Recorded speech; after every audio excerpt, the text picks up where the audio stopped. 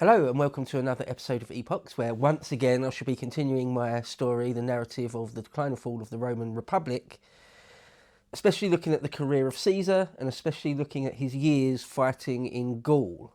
Now, if you remember last time, we left off in the year 54 BC, where Caesar had come back from Britain, his second incursion into Britain, and was facing all sorts of revolts all across Gaul, and had one or two of his first reverses. Or not even him, but the Roman armies, not under him personally. And the situation just gets worse. In the autumn and winter of 54 going into 53 BC, it just keeps getting worse. So I'll let Caesar continue the narrative when he talks about widespread revolts in northern and central Gaul. And again, this is right at the end of 54 BC.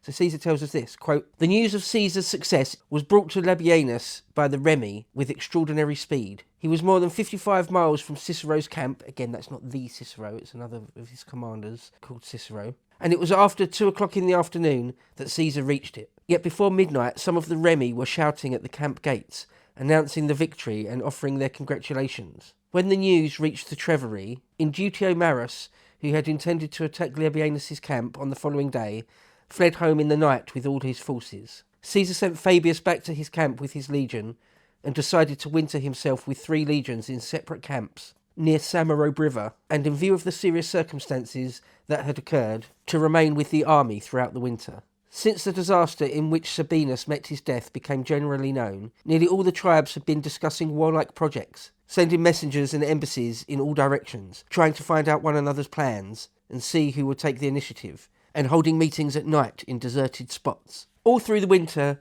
Caesar had scarcely a moment's respite from anxiety. He was continually receiving some report about plans for revolt. The quaestor, Roscius, for example, whom he had placed in command of the 13th Legion, reported that large forces belonging to the tribes called Aromorican had assembled to attack him and had been within 8 miles of his camp, but on hearing of Caesar's victory had made off with a haste that suggested an army in flight. Caesar summoned the leading men of each tribe, and partly by intimidation, letting them know that he was aware of what was going on, partly by persuasion, succeeded in keeping a large part of the country obedient. The government of the Senones, however, a very powerful tribe with great influence over the others, tried to kill their king, Cavarinus, whom Caesar had set on his ancestral throne in succession to his brother, Moritascus, who occupied it at the time of Caesar's arrival in Gaul. When Cavarinus got wind of their intention and fled, they pursued him as far as the frontier, dethroned him and banished him.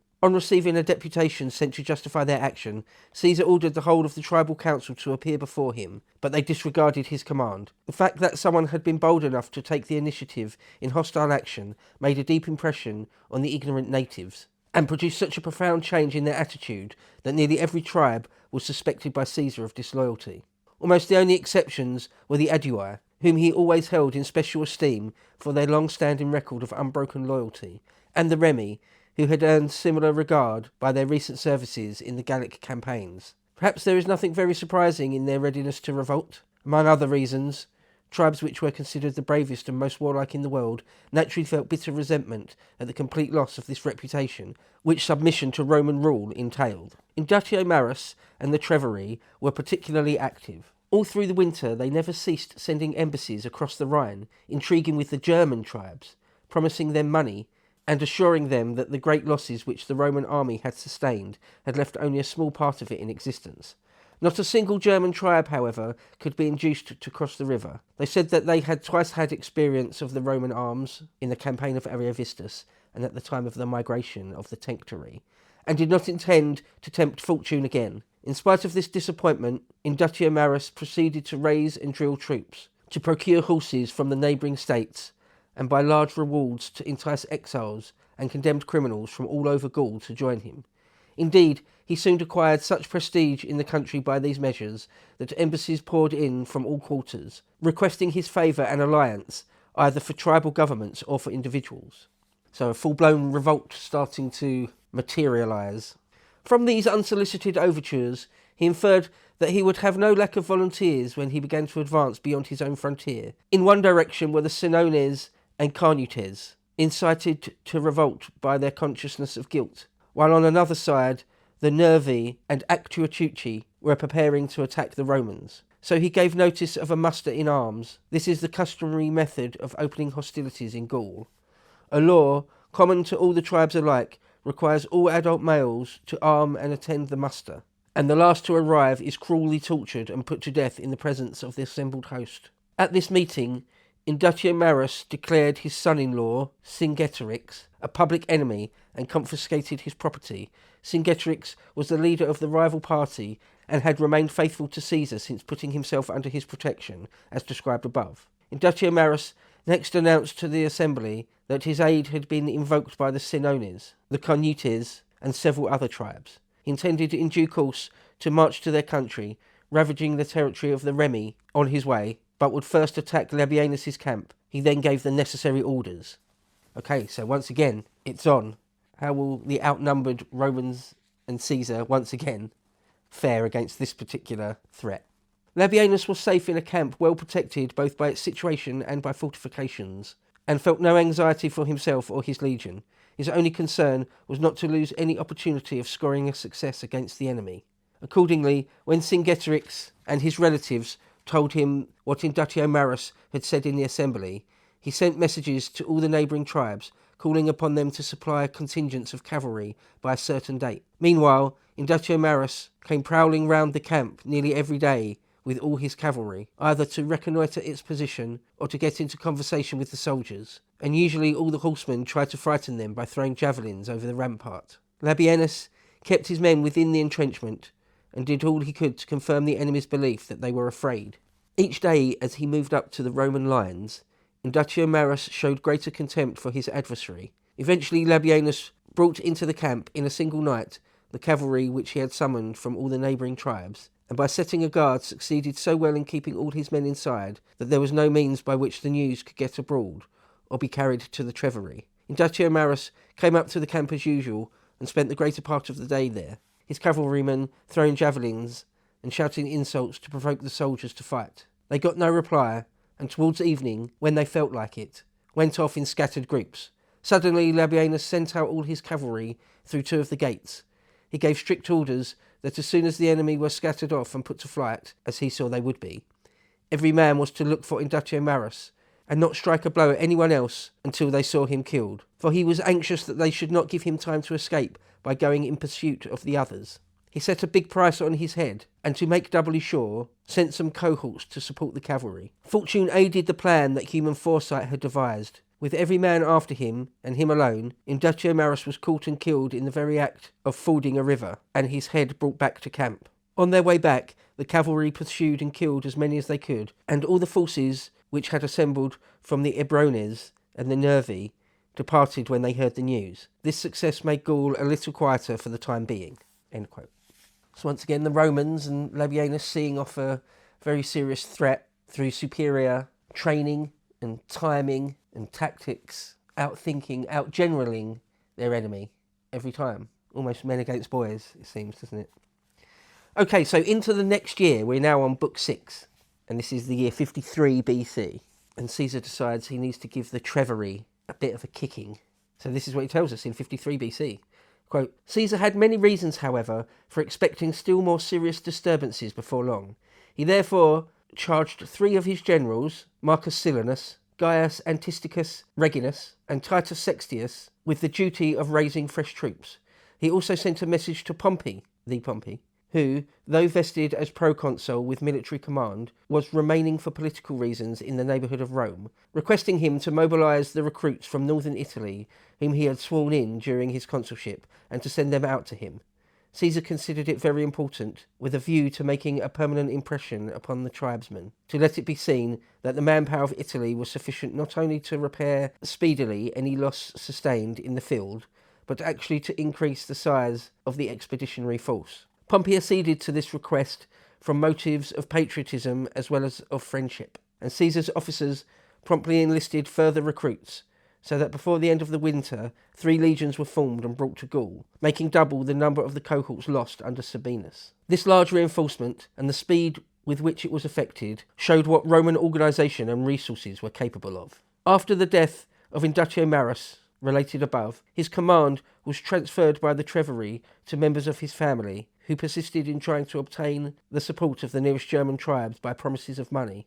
Failing in this, they made overtures to more distant tribes, a number of which consented. The alliance was confirmed by an exchange of oaths, and hostages were given as security for the payment of the money. Ambiorix also was admitted as a partner to the League.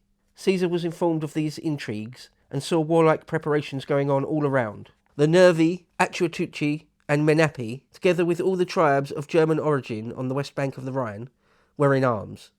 The Senones refused to attend at his bidding and were concerting plans with the Carnutes and others of their neighbours, and the Treveri were sending embassy after embassy to obtain German aid. Caesar therefore decided that he must take the field in advance of the usual season, i.e. spring, when the weather's nice again.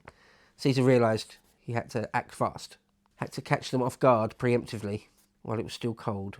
He goes on. Accordingly, before the winter was over, he assembled the 4 nearest legions and made an unexpected attack on the country of the Nervi. Before they could either concentrate their forces or flee, a large number of cattle and prisoners were captured and handed over as booty to the soldiers. The country was ravaged, and the Nervi forced to surrender and give hostages. After this quick success, Caesar took the legions back into winter quarters. In the early spring, he convoked the usual Gallic council, which was attended by all those summoned except the Senones, Carnutes, and Treveri. He regarded their non-appearance as the first step towards an armed revolt, and in order to make it clear that he considered its suppression of paramount importance, he decided to transfer the meeting to Lutetia, a town of the Parisii. They inhabited a territory adjoining that of the Senones, and a generation before had united with them to form one state, but they appeared to have had no hand in the present policy of the Senones. After announcing his decision from the platform in his camp, Caesar started with his legions the same day and made his way by forced marches to the country of the Senones. On learning of his approach, Acco, the ringleader of the conspiracy, ordered the population to gather in their strongholds. Before they had time to complete this operation, they heard that the Romans were at hand. The Senones had no choice but to abandon their project and send envoys to ask Caesar's pardon. These were introduced by the Aedui, under whose protection their tribe had been from ancient times. Caesar willingly pardoned them at the request of the Aedui and accepted their excuses, for he thought that the summer should be devoted to the impending war, and not wasted in holding an inquest. He ordered them, however, to provide 100 hostages, whom he entrusted to the custody of the Aedui. The Carnutes too sent envoys and hostages while Caesar was in the district, pleading their cause with the support of the Remi, whose dependents they were, and received the same reply. Caesar then completed the business of the council and requisitioned cavalry from the various tribes. End quote. So you can see there, once again, how Caesar's speed and movement and use of initiative is as powerful as winning battles. Quite often, just like there, you don't actually have to fight a battle because you've just outmaneuvered your enemy. Completely outmaneuvered them. And you also start to feel a bit sorry, maybe you don't, feel a bit sorry for the Gauls, who, as I said a moment ago, it's a bit like men versus boys, that they're completely outclassed, certainly strategically, tactically, in terms of logistics, bureaucracy, organisation, just on many, many levels, they're outclassed. You know, they seem to be they're trying their best to throw off the Roman yoke, but they're just not able to. Caesar and the Romans are too good really at this point. The story goes on. Quote, "Now that this part of Gaul was tranquillised, Caesar devoted all his energies to the war against the Treveri and Ambiorix. He bade Cavarinus accompany him with the cavalry to the Senones, lest his hasty temper or the hatred that he had earned should cause trouble in the tribe. Then, since he felt certain that Ambiorix did not intend to fight a battle, he cast about to discover what other plans he might have. Close to the Eburones, and protected by a continuous line of marshes and forests, dwelt the Menapi, the only Gallic people who had never sent envoys to Caesar to sue for peace. He knew that Ambiorix was united to them by ties of hospitality, and also that, through the agency of the Treveri, he had formed an alliance with the Germans. He thought it advisable to deprive Ambiorix of these allies before attacking him directly, for fear desperation should make him hide among the Menapi, or join the tribes beyond the Rhine. Therefore, after sending the baggage of the entire army to Labienus' camp in the country of the Treveri, and ordering 2 legions to proceed thereto, he started himself for the territory of the Menapi, with 5 legions in light marching order. The Menapi did not collect any troops, but relying on the protection of the train, took refuge with all their belongings in the forests and marshes. Caesar put Fabius and the quaestor Marcus Crassus in command of detachments, and the 3 columns advanced with aid of hastily constructed causeways, burning farms and villages, and taking a large number of cattle and prisoners. By this means, the Menapii were compelled to send envoys to sue for peace. Caesar took the hostages they offered and told them that he would treat them as enemies if they admitted Ambiorix or his agents into their territory. With this warning, he left Commius, the Atrebatian, with a force of cavalry to keep the Menapii under surveillance while he marched against the Treveri. Meanwhile, the Treveri had collected large forces of infantry and cavalry and were preparing to attack Labienus and the single legion which was wintering in their territory. They were within 2 days' march of his camp when they heard of the arrival of the 2 legions dispatched to him by Caesar, and, encamping at a distance of 15 miles, they decided to wait for reinforcements from the Germans. Apprised of their intention, Labienus hoped that their imprudence would give him some opportunity of bringing them to action.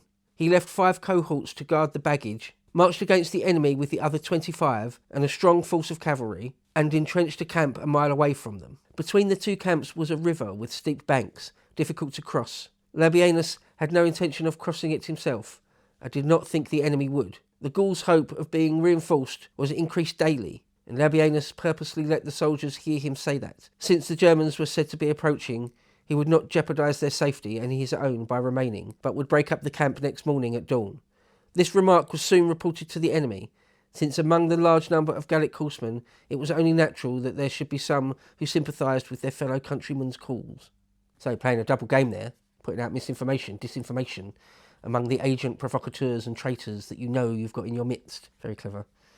At night, Labienus summoned the military tribunes and first-grade centurions and explained his plans. Then, to help in making the enemy think that they were afraid, he ordered the camp to be broken up with more noise and disturbance than is customary with Roman armies, and so made his departure resemble a flight. This also was reported to the Gauls by their patrols before daybreak, for the camps were very close together. They urged one another not to let the hoped-for prize slip from their grasp.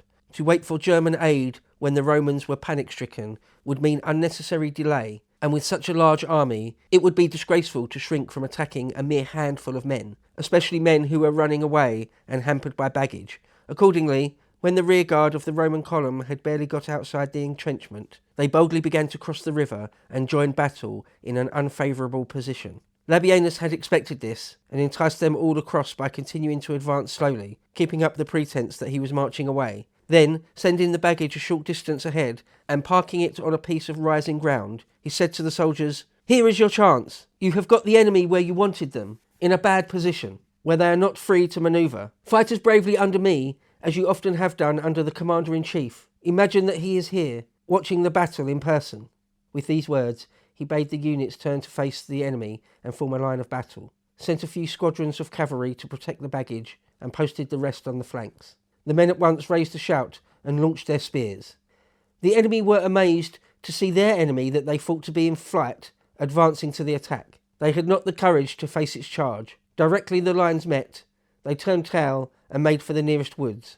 Labienus hunted them down with his cavalry, killing many of them and taking a number of prisoners, and a few days later he recovered his hold over the tribe, for the Germans who were coming to aid them returned home when they found the Treveri routed. The relatives of Inductio Marus, who had instigated the revolt, fled the country and went along with the Germans. Cingetorix, who had remained loyal right from the outset, was invested with civil and military control of the tribe. End quote. So one more threat, seen to by the Romans, nipping a revolt in the bud almost, before the German allies could turn up, snuffing it out. Once again by superior tactics and organisation and order, battle order, having a professional army, basically, that will follow orders, that will pretend to be scared or in flight, but will just turn around and face the enemy at a moment's notice with an order from their commander. That's the sort of organisation that you get the feeling, don't you, that the Gauls and the Germans aren't just not really capable of, that they're much more of a rabble than a true army. Okay, next Caesar tells us about his second crossing of the Rhine. If you remember the first time, he built a bridge from scratch and then demolished it after himself. But now he feels the need, he has to bounce across the Rhine again because well, even though the German armies didn't turn up in that last small revolt, they were going to. The intelligence was that they were going to, and that they, almost certainly will do again.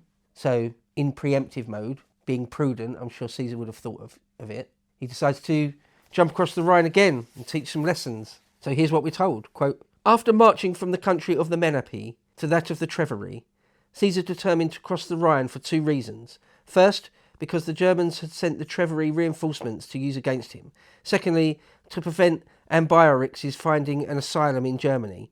He therefore proceeded to build a bridge a little above the place where he had crossed before. As the method of construction was familiar to the soldiers from the previous occasion, they were able by energetic efforts to complete the task in a few days, leaving a strong guard on the Gallic side of the bridge to prevent any sudden rising on the part of the Treveri. He led across the remainder of his forces, including the cavalry. The Ubi, who had previously given hostages and submitted, sent envoys to clear themselves by explaining that they had not broken their word. The aid sent to the Treveri did not come from their state. They begged him to spare them, and not to let an indiscriminate animosity against the Germans make the innocent suffer for the guilty. If he wanted more hostages, they should be given. On investigating the matter, he found that the reinforcements had been sent by the Suebi, and therefore accepted the Ubi's explanation and made careful inquiry about the routes leading to the territory of the Suebi. Again, just to, if you don't remember, the Suebi are the biggest, most warlike, most formidable tribe of the Germans. It is almost like a nation of people. And in fact, a spoiler alert, perhaps it's not a spoiler alert if you know your Roman history, the Romans never completely subdue the Suebi. They have on and off wars with them for centuries. And, well, in the end, in the early 400s AD, in the age of Alaric and the fall of the Western Roman Empire, the first collapse of the Western Roman Empire, the Suebi are right there. The Suebi are involved in all of that. So, they are a people who, in the end, even though they do get taught many a lesson by the Romans, they lose many a war with the Romans never actually completely wipe them out or subdue them, and they're there at the end. So that's the Suebi. Remember the name. They're probably the most important German tribe. If you would like to see the full version of this premium video, please head over to lotuseaters.com and subscribe to gain full access to all of our premium content.